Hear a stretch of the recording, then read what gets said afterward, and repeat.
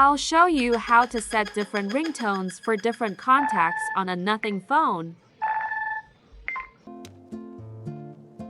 Open the Contacts app. Select the contact for which you want to set a different ringtone. Scroll down. Select Contact Ringtone.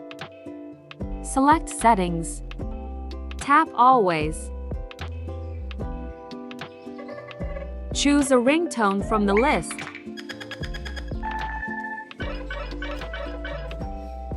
Tap My Sounds. Now you can add downloaded music ringtones if you want. Select Ringtone.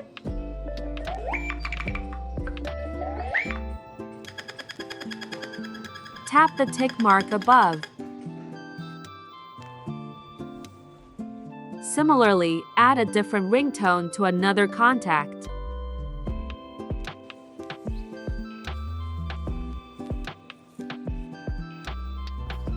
Select a different ringtone.